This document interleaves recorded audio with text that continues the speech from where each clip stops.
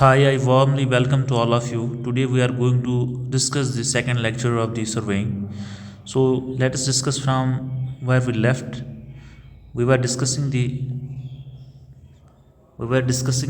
definition of surveying. After the discussion of definition, we discussed the types of surveying. Broad classification was based on the curvature. Today we are going to see the another classification of surveying on the basis of different things. Firstly, we will discuss the types of surveying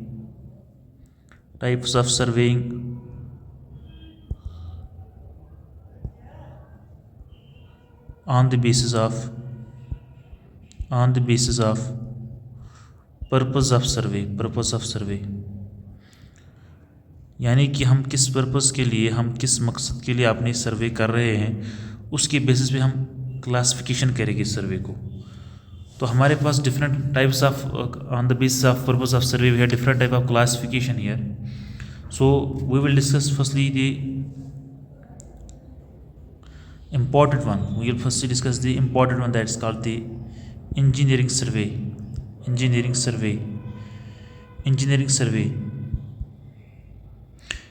survey हम क्यों करते हैं? कोई भी engineering जो हमारे पास engineering चीज़ें होती हैं उनके लिए जो भी सर्वे हम करते हैं उसमें इंजीनियरिंग सर्वे आती हैं. जैसे हमारे पास जो रोड्स एंड बिल्डिंग्स की होती हैं, रोड्स हमें बनाना है, बिल्डिंग्स हमें बनानी है, इंजीनियरिंग रिलेटेड से जो भी चीज़ें आएगी उनको हम इंजीनियरिंग सर्वे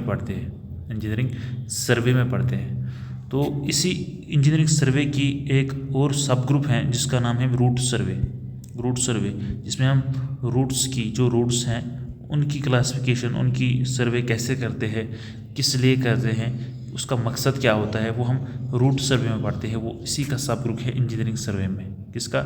इंजीनियरिंग सर्वे का वो सब ग्रुप है. उसके बाद हमारे पास आती है कैडेस्ट्रल सर्वे. आपको पता ही होगा जो कैडेस्ट्रल सर्वे है ये बार बार पूछा जाता है. AE, GATE, ESC, in every exam it has been asked and it will be asked कि कैडेस्ट्रल सर्वे हम क्यों करते हैं. कैडेस्ट्रल सर्वे हम जो भी हमारे पास प्रॉपर्टी लाइन्स होती हैं, चाहे वो पुरानी होती है या नई होती हैं, चाहे हमें दोबारा से प्रॉपर्टी लाइन्स को देखना होता है कि वो कहाँ से लाई करती है, उनके लिए ये प्रॉपर्टी लाइन्स के लिए पहला शॉर्टकट तो यही है कि प्रॉपर्टी लाइन्स आप याद रखिएगा. इसमें जो भी आपके पास रेजिडेंशियल होता है, आपके पास रेजिडेंशियल साइट प्लान हमें बनाने होते हैं, उनके लिए इस्तेमाल होता है. टू प्लॉटिंग के लिए, जहाँ हमारे पास जो रेवेन्यू मैप्स होते हैं उनको अपडेट करने के लिए भी यही वाली चेन इस्तेमाल होती हैं. और इसमें हमने बोला था कि इसलिए इसमें रेवेन्यू चेन ही इस्तेमाल होती है. रेवेन्यू चेन का इस्तेमाल इसी वाले सर्वे में होता है, दैट्स कॉल्ड कैडेस्ट्रल सर्वे. तो हमारे पास कौन सा पर्पस है हम वही पढ़ रहे हैं यहाँ पर. तीसरी हमारे पास सर्वे एक और होती है, that is called topographical survey. तो आपको टोपोग्राफी, नेचुरल रिलिक्स को देखने दिए. टोपोग्राफिकल जो चीज़ें होती हैं जो टोपोग्राफी से रिलेटेड होती है, जियोग्राफिकल चीज़ों से रिलेटेड होती है, आपके पास जो कहाँ पर पास माउंटेन्स हैं, रिवर्स हैं, लेक्स हैं, उनको इसमें वो सारी चीज़ें हम टोपोग्राफी में पढ़ते हैं. ये पूरा सब्जेक्ट होता है एक हमारे सर्वे में, टोपोग्राफी सर्वे. हम बोलते हैं उसको टोपोग्राफिक सर्वे. उसके पास होता है हमारे पास जियोलॉजिकल सर्वे. तो इसमें हम क्या करेंगे, as the name suggests geological, जो अर्थ के रिलेटेड हम सर्वे इसमें करते हैं. अर्थ के रिलेटेड हम इसमें सर्वे करते हैं कि कौन सी टाइप की अर्थ है, कैसे फाउंड होती है, कौन से मिनरल्स इसमें हैं, ठीक है, वो हम इस वाले चीज़ में करते हैं, that is called the geological survey. उसके बाद एक और सर्वे हमारे पास आती है. उसके बाद सर्वे हमारे पास आती है हाइड्रोग्राफिक सर्वे. तो ये भी एक सब्जेक्ट ही हम सर्वेइंग 1 में पढ़ते हैं हम. हाइड्रोग्राफी से रिलेटेड पानी के नीचे, समंदर के नीचे कौन सी चीज़ें लाई करती हैं, कहाँ लाई करती है, क्या होता है उसमें, जो सबमरीन्स के लिए हमें इस्तेमाल लाती हैं, कि जो भी हमारे पास जो ये जहाज़ होते हैं, समुद्री जहाज़, या जो भी समुद्री हम बिजनेस करते हैं, इंडस्ट्रियल चीज़ें होती हैं रिलेटेड जो भी होते हैं, वो इसमें हाइड्रोग्राफिक सर्वे में पढ़ते हैं हम. उसके बाद हमारे पास एक और होती है, that is called the mine सर्वे. हम इसी को हमने ऑलरेडी पढ़ा ना, माइन सर्वे और जियोलॉजिकल सर्वे, जो हमने अभी पढ़ा था जियोलॉजिकल सर्वे. तो उसका नाम है माइन सर्वे। तो जो भी माइन रिलेटेड सर्वे होगी, जिसमें हम यही जियोलॉजिकल रिलिक्स फाइंड आउट करेगी कि कहाँ पे क्या है, कौन से मिनरल्स कहाँ पे है, कौन सा मिनरल्स यहाँ पे पाया जाएगा, तो वो जियोलॉजिकल और माइन सर्वे की बात है। तो उसके बाद एक और सर्वे थी हमारे पास, that is called the military survey, that is called the military survey. ये हम इसमें हमें एक ही पॉइंट याद रखना है, दैट इज कॉल्ड द, हम इसमें पॉइंट्स ऑफ स्ट्रैटेजिक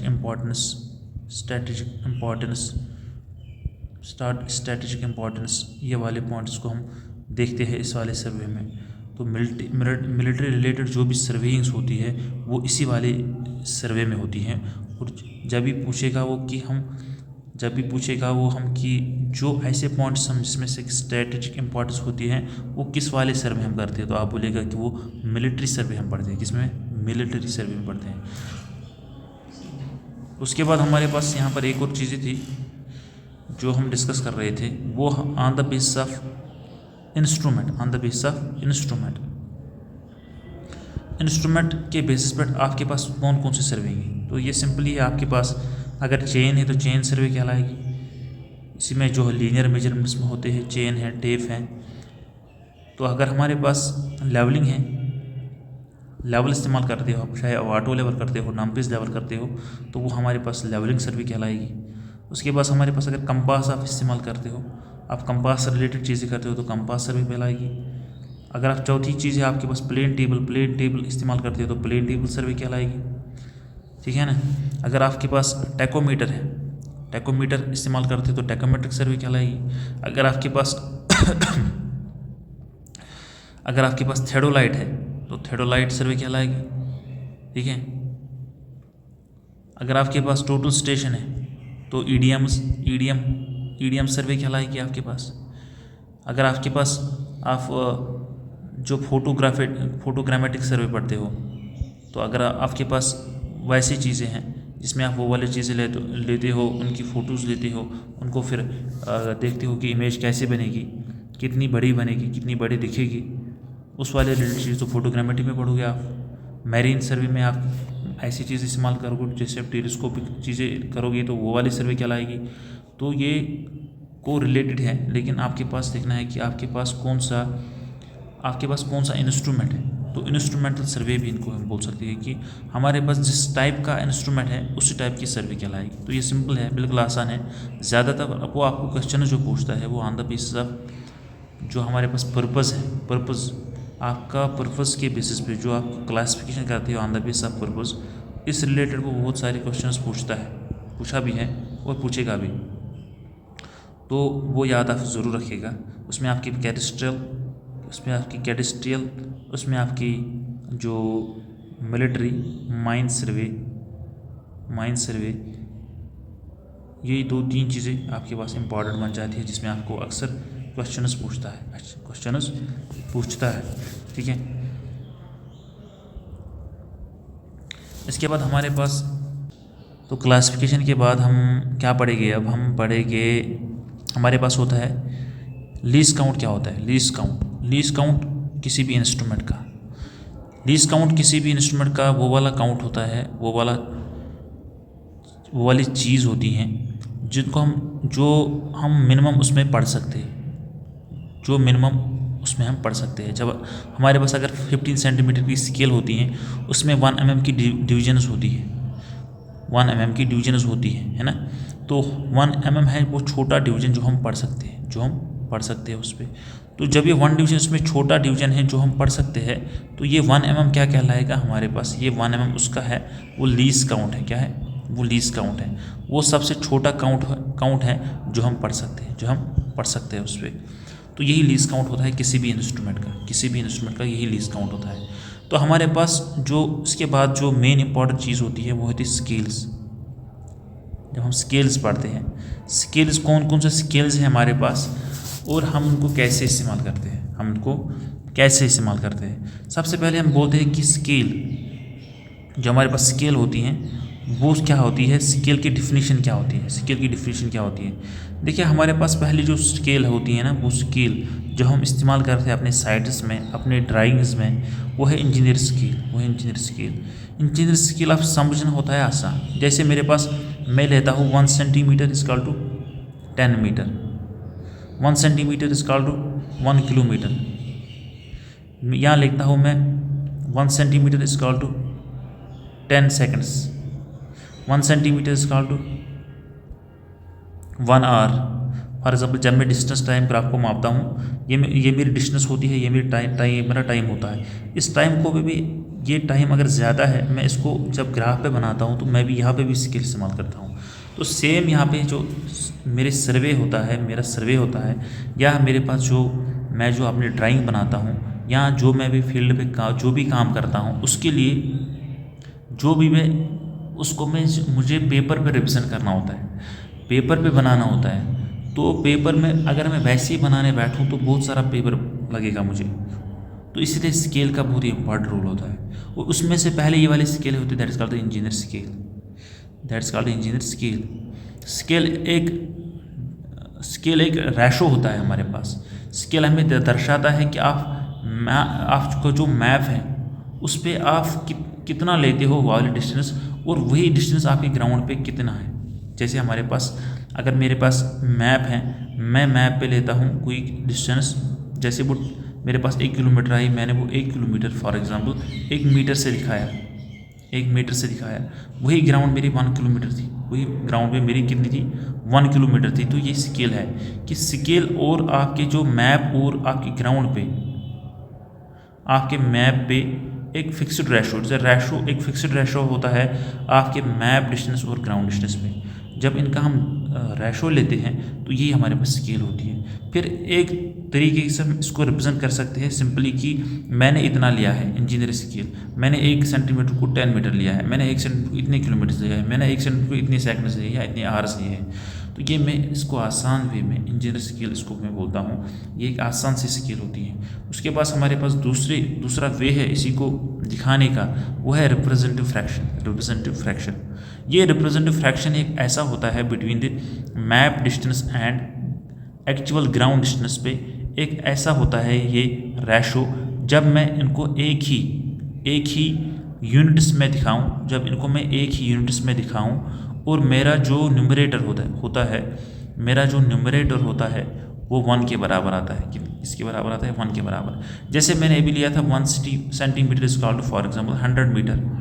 तो जब मैं इसी का रेशो निकालूं, ये मेरा मैप पे है, ये मेरा ग्राउंड पे है, तो मैं लिखूंगा 1 सेंटीमीटर डिवाइड बाई 100 मीटर को मैं कन्वर्ट करूंगा सेंटीमीटर में, तो मेरा जो रेशो आया वो आया 1 × 10⁴।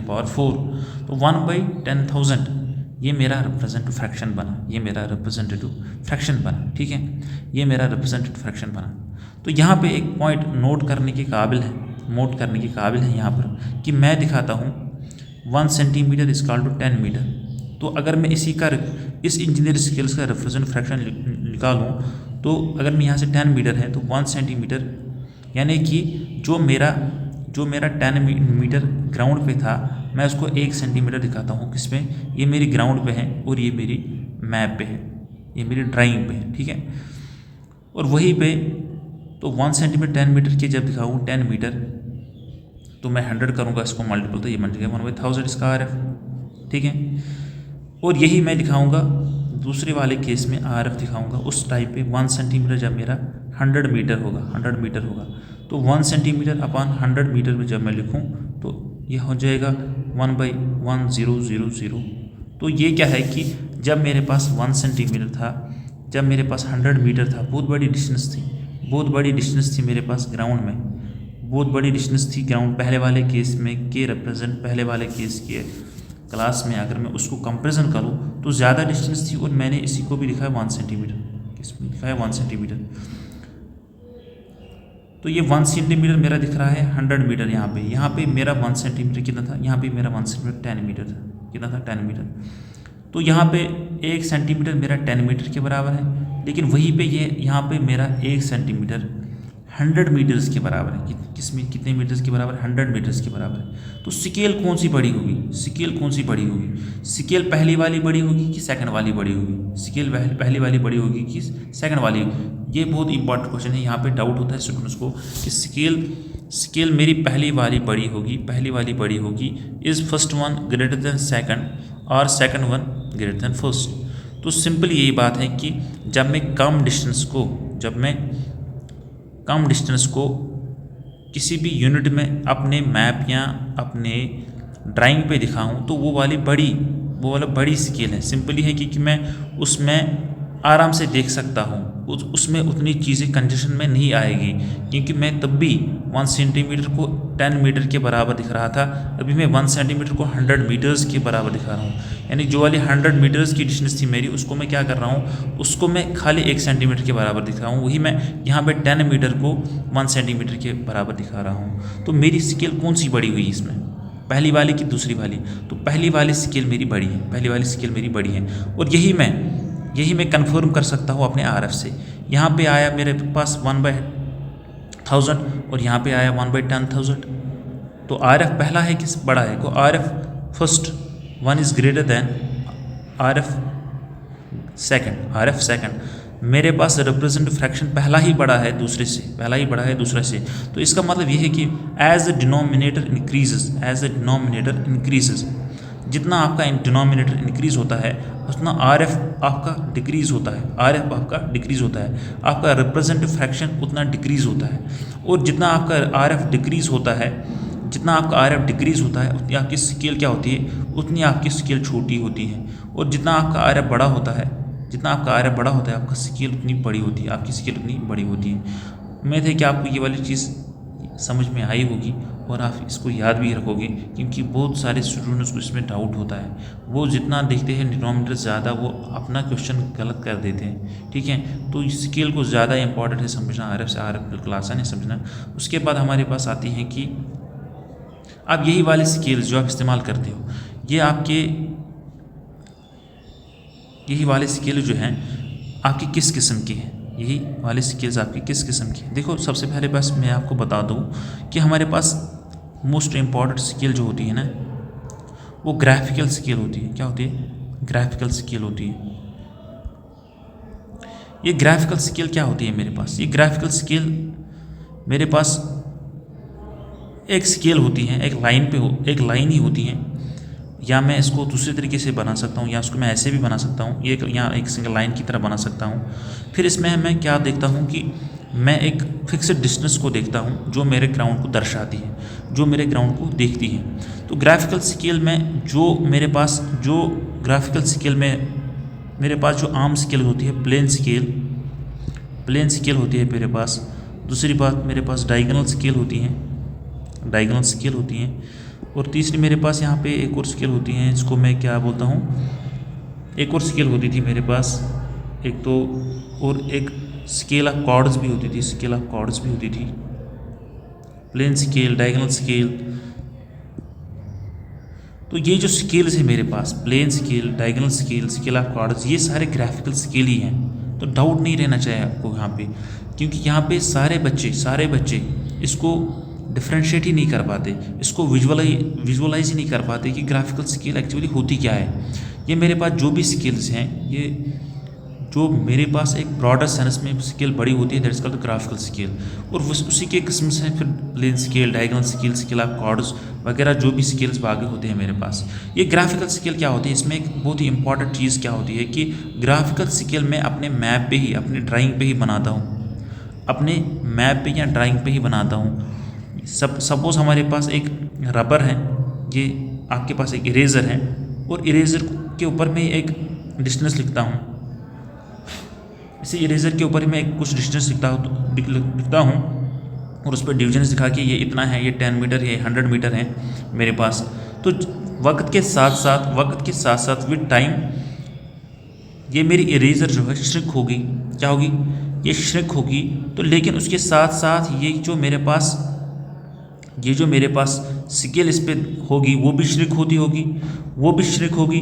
और इस जो भी श्रिंक होगी, तो जब मैं इसका रेशो निकालूंगा मेरे इस वाले पे मैंने लिखा है और जो मेरी उस पर एक्चुअल थी, सपोज ये ग्राउंड वाली डिस्टेंस है जो मैं इस पर लिख रहा हूँ, तो उसका जो रेशो है वो रेशो वक्त के साथ साथ चेंज नहीं होगा, वो रेशो वक्त के साथ साथ चेंज नहीं होगा क्योंकि वो भी श्रिंक होगा।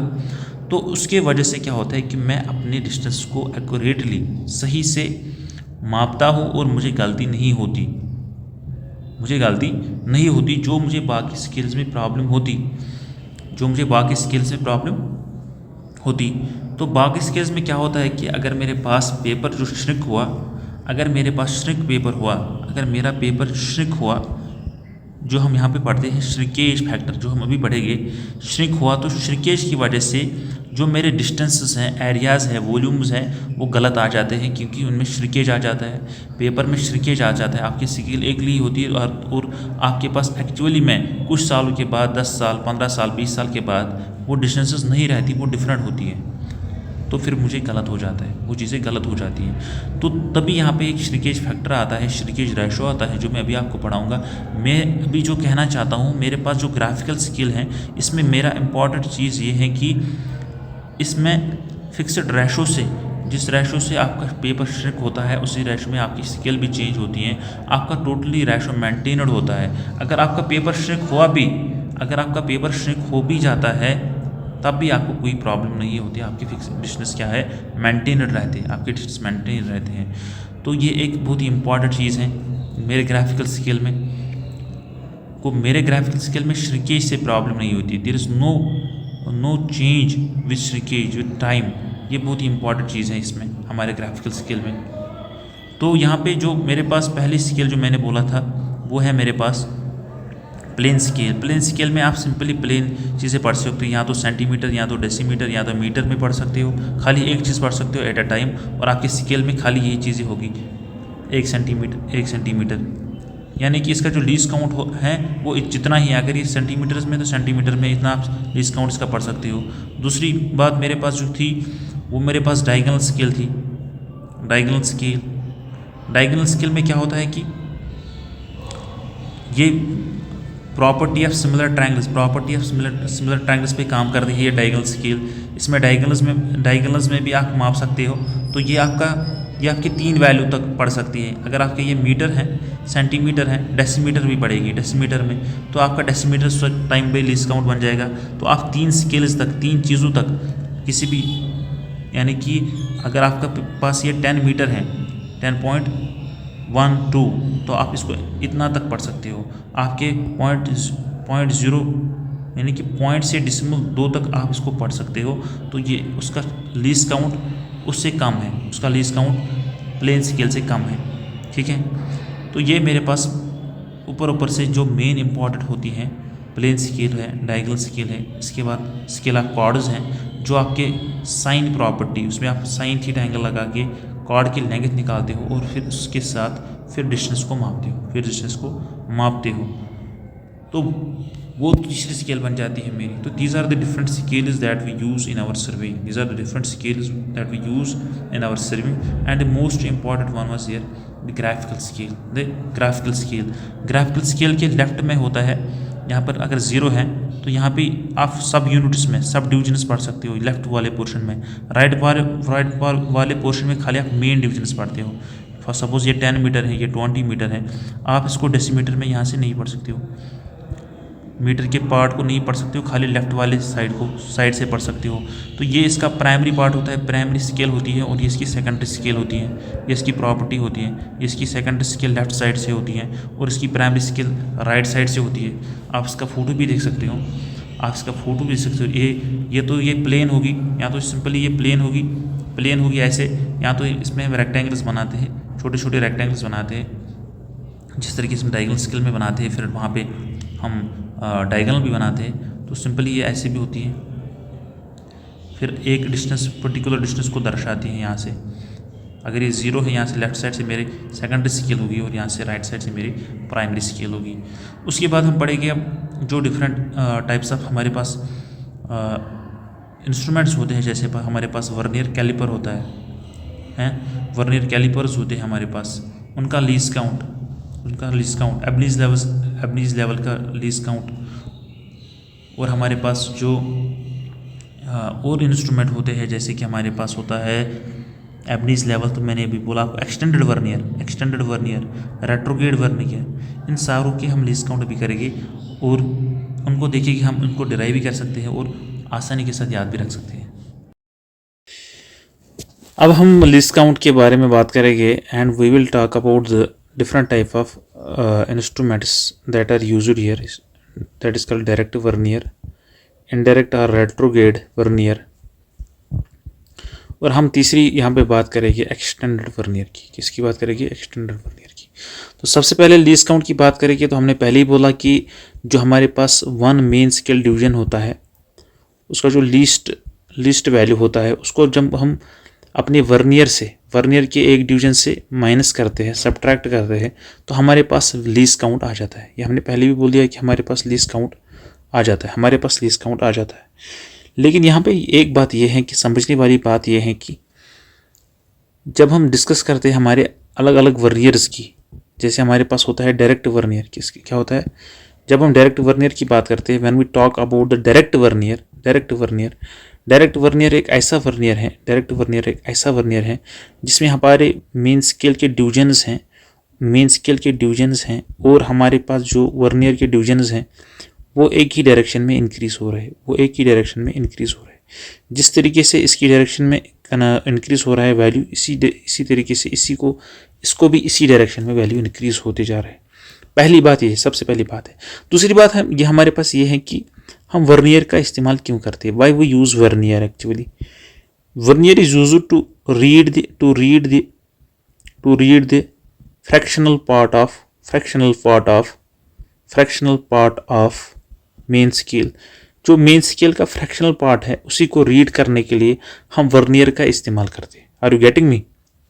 तो इसीलिए हम वर्नियर का इस्तेमाल करते हैं। तो चलते हैं हमारी डायरेक्ट वर्नियर की तरफ। When we talk about direct vernier में हमारे पास बाय डेफिनेशन होता है कि जो हमारे पास डिवीजन्स होते हैं मेन स्केल के, और जो हमारे पास डिवीजन्स होते हैं किसके? जो हमारे पास डिवीजन्स होते हैं इसके यानी वर्नियर के, यानी कि n divisions of vernier, n divisions of main scale are is equal to n-1 of किसके? नहीं, मैंने गलत बात है यहाँ पे कि n-1। ये तो फिर से गलत बात ये हुई कि हमारे पास जो n वर्नियर के होते हैं वो n-1 ऑफ मेन स्केल होते हैं। हमारे पास ये मतलब ये है कि अगर मैं इसके यहाँ पे 10 पार्ट करता हूँ, किसके पार्ट करता हूँ? 10 वर्नियर के 10 पार्ट करता हूँ, वो यहाँ पे इसके 9 पार्ट के बराबर ही आते हैं। जैसे हमारे पास एक मेन स्केल यहाँ पे मैं लेता हूँ और इसको मैं 9 पार्ट करता हूँ, 1 2 3 4 5 6 7 8 9, ये मेरा नवा है। तो हमारे पास जब वर्नियर की रीडिंग आएगी, उसकी रीडिंग ऐसे आएगी 1 2 3 4 5 6 7 8 9। आई बात समझ? तो ये कितना है? 1 2 3 4 5 6 7 8 9, 1 2 3 4 5 6 7 8 9। इसमें एक यूनिट ज़्यादा आएगा, जैसे कि हमारे पास ये लाइन है, तो 1 2 3 4 5 6 7 8 9, इसका 9। आई बात समझ में? 1 2 3 4 5 6 7 8 9 10, यानी कि 10 पार्ट ऑफ वर्नियर किसके बराबर हैं? वह 9 पार्ट ही किसके? 9 part of main scale division. यानी कि मेन स्केल में हमारे पास एक डिवीजन कम होता है एज कंपेयर टू वर्नियर। यानी कि सेम लेंथ में आप जितनी लेंथ आपने इसकी ली, इसकी भी इतनी लेंथ, उसी लेंथ में आपका वर्नियर मेन स्केल का एक डिवीजन ज़्यादा होता है एज कंपेयर टू वर्नियर। तो हम यहाँ पे लिखेंगे, जो कि हमारा गलत हुआ था, हम यहाँ पे लिखेंगे n of vernier is equal to n-1 of main scale. ठीक है, तो इसको हम डिफिनेशन को यहाँ पे करेक्ट करेंगे। और उसके बाद क्या है कि उसके बाद हमारे पास क्या है definition? n of v is equal to n-1 of s। ठीक है, ये v क्या है? ये smallest division of vernier scale और smallest value of one division of vernier scale. S is the smallest division or smallest value of division of S of main scale, ठीक है। तो यहाँ से मैं अगर क्या करूँ, यहाँ से मैं अगर V के लिए इस इक्वेशन 1 में अगर मैं V के लिए यहाँ पे क्या करूँ, V के लिए मैं यहाँ पे तो ये आएगा n-1 of S upon n, n-1 upon S upon n। तो least count is equal to 1 MSD minus 1 vernier scale division. तो मैं क्या करूँगा, 1 MSD is equal to S minus 1 vernier scale division आए मेरे पास n-1 upon S upon n। तो ये NS माइनस NS प्लस आया यहाँ पर S अपॉन n। तो ये और ये कैंसिल होकर आया S पे n। That is a least count, that is a least count of my direct vernier. तो यही हमारे पास लीस्ट काउंट हर किसी इंस्ट्रूमेंट में बाय डेफिनेशन भी यही होता है, और यहाँ से डिराइव होके भी यही आ रहा है कि जितना आपका छोटा वैल्यू है मेन स्केल का, और टोटल नंबर ऑफ डिविजन्स आपके वर्नियर में कितने हैं, total number of divisions on your vernier, जब इनको आप डिवाइड करोगे इनका जो रेशो आएगा वही आपका क्या आएगा, वही that will be your least count. अगर मेरे पास स्मॉलेस्ट डिवीजन जो मेन स्केल में है, फॉर एग्जांपल वो रीड करता है 10 मिनट्स, क्या करता है 10 मिनट्स, और मेरे जो टोटल डिवीजन्स हैं, मेरे जो वर्नियर के टोटल डिवीजन्स हैं, वो फॉर एग्जांपल टोटल डिवीजन्स जो मेरे पास हैं, टोटल डिवीजन्स जो मेरे पास वर्नियर स्केल में है, वो मान फॉर एग्जांपल 60 है, वो कितने 60 है। तो मेरे पास जो बाय डेफिनेशन लीस्ट काउंट है that is equal to S by n। Smallest part कितना रीड करता है आपका 10 मिनट, और 10 बाई मिनट इनको 60 सेकंड से मल्टीपल करेंगे इसको, तो 60 सेकंड से मल्टीपल करेंगे तो यहाँ से 60 क्या हुआ, तो ये कितना आया हमारे पास, तो that will be your 10 second, that will be your आपके पास क्या है 10 सेकंड्स आया, कितना आया 10 सेकंड्स आया। तो मैंने क्या किया, यहाँ पे मैंने सिंपली 60 सेकंड यहाँ पे मल्टीपल किया और 60 और 10 यहाँ से डिवाइड होकर यहाँ पे आया 10 सेकंड। तो that will be the least count of your direct vernier, ठीक है। उसके बाद तो हमारे पास जो दूसरी स्केल है that is the retrograde vernier scale, ठीक है। रेट्रोग्रेड वर्नियर स्केल, तो रेट्रोग्रेड वर्नियर स्केल में क्या होता है हमारे पास, तो यहाँ पे मेरे जो डिवीजन्स होते हैं किसमें, n ही डिवीजन्स वर्नियर के n+1 of main scale divisions के बराबर होते हैं। यानी कि अगर मैं इसको इक्वेशन प्लस नाम देता हूँ, तो फॉर एग्जांपल इसके अगर 10 है, इसके 11 है, मेन स्केल डिवीजन्स थोड़े ज़्यादा बराबर आते हैं इस वाली लेंथ की, यानी कि यहाँ पे वर्नियर के डिवीजन्स होते हैं, इसका मतलब यह है कि वर्नियर के डिवीजन बड़े होते हैं, और यहाँ पे मेन स्केल के डिवीजन थोड़ा छोटे होते हैं कि यहाँ पे लास्ट में एक डिवीजन ज़्यादा आता है। तो यहाँ पे अगर हम इसको v के लिए कैलकुलेट करेंगे तो ये आएगा n+1 S अपॉन n, ठीक है। फिर हम बात करेंगे यहाँ पे, तो ये आएगा सिंपली इसको और यहाँ से SN plus S upon n, ठीक है, सही बात है। तो उसके बाद अगर हम करेंगे least count that is equal to 1 MSD minus 1 V vernier scale division, ठीक है। तो 1 MSD is equal to SN plus S upon n minus S, तो ये आएगा SN plus S minus SN upon n। तो ये plus SN minus SN calculate फिर भी आया हमारे पास, हर किसी स्केल में लीस्ट काउंट यही आएगा, हर किसी वर्नियर में हमारा लीस्ट काउंट जो आता है S बाय n वही आएगा। तो यहाँ पे भी हमारे पास least count S by n के बराबर ही आता है, तो ये हर किसी में बराबर ही आता है। यहाँ पे याद रखने की बात ये वाली बात थी, और ये आप याद रखोगे। तो इसके बाद हमारे पास एक और वर्नियर होती है जिसको हम बोलते हैं एक्सटेंडेड वर्नियर। क्या बोलते हैं, एक्सटेंडेड वर्नियर में क्या होता है कि आपके पास number of divisions in main scale is equal to 2n-1 of S, यानी कि मेन स्केल की। तो यहाँ पे अगर मैं V के लिए डिफाइन करूँगा तो 2n-1 into S upon n आएगा। उसके बाद अगर मैं 1 MSD 1 main scale division minus 1 vernier scale division करूँ जो कि मेरे लीस्ट काउंट के बराबर हैं, तो मेरे पास क्या आएगा, मेरे पास आएगा यहाँ पे थोड़ी बैटरी कम हुई, हम जल्दी से यहाँ से ख़त्म करेंगे। तो यहाँ पे आएगा 2S minus 2n minus S, वही आएगा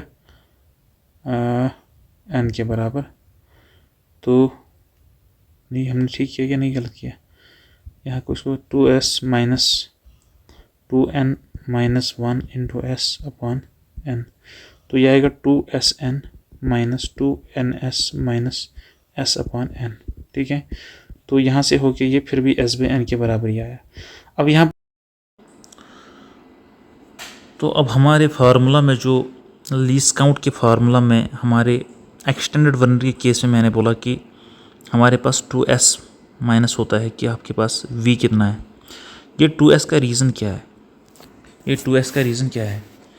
ये 2s का रीज़न इसलिए यहाँ पे है कि एक्चुअली जो डिविजन्स होते हैं हमारे वर्नियर स्केल में और हमारे मेन स्केल में, हम स्लाइटली क्या करते हैं कि हम दो, ये हमारे पास अगर एक मेन डिवीज़न पे रीडिंग है, दूसरी ये है, हम स्लाइटली एक डिवीज़न को यहाँ तक बनाते हैं, स्लाइटली इसके 2 के बराबर लाते हैं एक डिवीज़न की, क्योंकि हमारे पास क्या है कि n divisions of vernier are equal to 2n-1 of main scale divisions. For example मेरे पास n 10 है, तो यहाँ पे 10 divisions of vernier becomes equal to 19 of s। तो लगभग यहाँ पे 2 मेन स्केल के डिवीज़न एक वर्नियर के डिवीज़न के बराबर है। ये किस लिए रखा गया है कि ताकि आप आराम से डिविजन्स को क्लियरली देख सको, आपके जो डिविजन्स हैं वो क्राउडेड ना आए, तो इसलिए इसको ऐसे डिज़ाइन किया जाता है। और अगर आप यहाँ पे s ही लिखोगे तो तब भी आपका जो वैल्यू है लीस्ट काउंट की वो लेस देन बन जाएगा, वो एब्सोल्यूट बन जाएगा। उसमें भी आप देख सकते हो कि वो भी theoretically as well as logically correct नहीं है। तो that is why the reason is 2s। we have to subtract the vernier division from the 2s scale. The smallest division that can be read from the main scale division is still s, but in formula the 2s becomes clear from this. So I think now you have understand this very particular point. After that we will have some questions, and this extended vernier, you will remember the already point I say that the extended vernier is used in Abney's level. That is a level to see the inclination of particular angle, of particular slope, and you can also find the level. By means of that slope. Now we will solve some questions from there, which will see how to solve the questions and how the examiner will ask the questions from this topic. So let's move to the next page and we will see the questions on this. हमारे पास यहाँ पे एक question ये है कि suppose करो कि हमारे पास एक डायरेक्ट वर्नियर है। क्या है? डायरेक्ट वर्नियर है आपके पास, जो कि थेडोलाइट की हैं, जिसमें आपके जो मेन स्केल ग्रेजुएशंस हैं वो रीड करते हैं 20 मिनट्स तक। कितने मिनट्स तक? 20 मिनट्स तक। ये आपका गिवन डाटा है। अगर आपके पास लीस्ट काउंट जो चाहिए, लीस्ट काउंट है वो आपको चाहिए 20 सेकंड। आप हमें बोलिए कि आपके पास जो वर्नियर के डिविजन्स हैं वो कितने होने चाहिए। आपके पास इस पर्टिकुलर 20 सेकंड, इस पर्टिकुलर लीस्ट काउंट को इश्यू करने के लिए आपको अपने वर्नियर में कितने डिविजन्स करने होंगे। तो simply we know that if we go to the solution, we know that the least count is equal to s by n, and here the least count has been given 20 seconds and s has given as 20 minutes. If we go to multiple it with 60, then it will convert into 60 seconds because it has given in minutes, not in degrees. Then we will go for solve for the n. The n value will become 20 into 60 into 20, then it will become 60. इसका ये मतलब है कि आपके जो vernier के divisions हो गए वो 60 डिविजन्स हो गए। कितने हो गए? 60 डिविजन्स आपको वर्नियर के करने हैं। तो it was the first question. चलते हैं हमारे दूसरे क्वेश्चन की तरफ। दूसरा क्वेश्चन हमारे पास ये है कि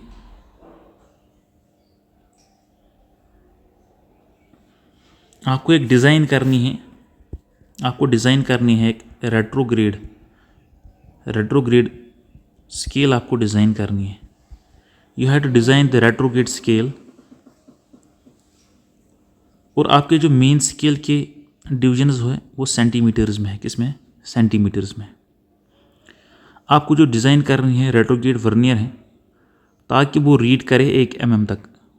आपको डिज़ाइन करनी है एक रेट्रोग्रेड, उसमें जो वर्नियर लगी हैं वो रीड करे 1 mm। कितना रीड करे? 1 mm तक। तो हमारे पास लीस्ट काउंट की जो डिफिनीशन है that is the reading of 1 main scale division to the number of divisions in vernier. तो आपको रीड करना है 1 mm, आपको रीड करना है mm, that will be your least count. और आपको डिज़ाइन करना है रेट्रोग्रेड स्केल, तो उसके लिए आपको कितने डिविजन्स चाहिए, चाहिए। तो 1 mm आपके पास ये हैं, एस आपको दिया गया है सेंटीमीटर में, तो सेंटीमीटर में हमारे पास बनेगा ये 10 mm। तो एन यहाँ पे चाहिए आपको सिंपली 10, एन आपको चाहिए यहाँ पे simply 10 divisions. Go 10 divisions of the vernier should be equal to, इसके पास हमारे पास जो एन का वैल्यू आया वो तो 10 आया, एंड 10 डिविजन्स हमारे पास आए किसके, वर्नियर के। और आपको पता ही है कि जो हमारे रेट्रोगेट वर्नियर होती हैं उसमें आपका जो मेन स्केल की जो डिविजन्स हैं वो एक ज़्यादा होता है। इसका मतलब यही है कि आपके पास अगर 10 वर्नियर डिवीजन हैं तो आपके 11 होने चाहिए, किसमें, 11 आपके मेन स्केल में होने चाहिए, 11 आपके मेन स्केल में होने चाहिए। तो यही आपसे पूछा था कि design a suitable retrograde vernier to read up to 1 mm, to read up to 1 mm। अगर आपके जो मेन स्केल के ग्रेजुएशन किस में है, सेंटीमीटर्स में, अगर आपके मेन स्केल ग्रेजुएशन किस में है। तो इसी तरीके से ये एक्सटेंडेड वर्नियर पे भी क्वेश्चन पूछता है कि क्योंकि एन वी हमारे पास होता है 2n-1 × s, ठीक है, आपको वो s उधर से ही देगा, आपको वो s उधर से ही देगा और बोलेगा आपके एन कितने हैं, आपके n कितने हैं। सपोज़ आपको बोलेगा 1 मिनट तक पढ़ना है आपको, कितना, जो आपका जो स्मॉलेस्ट डिवीजन है वो 1 मिनट रीड करता है, 1 मिनट रीड करता है आपको किस में, 1 मिनट रीड करता है आपको एक्सटेंडेड वर्नियर में, ठीक है। तो यहाँ पे भी सिंपली आपके पास लीस्ट काउंट होता है s/n के बराबर ही। तो अगर यह यहाँ पे आपको 1 मिनट तक दिया है तो 1 मिनट हमारे पास फिर से यही है 60 सेकेंड्स, और आपको अगर s पता है n आपका निकल जाएगा, n आपका निकल जाएगा। तो आप डिफरेंट तरीके से क्वेश्चन पूछेगा आपको, तो आपको ये आना चाहिए, आपको ये आना चाहिए। इसके बाद हमने बात की थी श्रिंकेज फैक्टर, श्रिंकेज रेशो। उसको हम नेक्स्ट लेक्चर में देखेगा कि श्रिंकेज रेशो हमारे पास क्या होता है और श्रिंकेज फैक्टर क्या होता है, और रिप्रेजेंटेटिव फ्रैक्शन श्रिंकेज में हम इसको कैसे देख सकते हैं।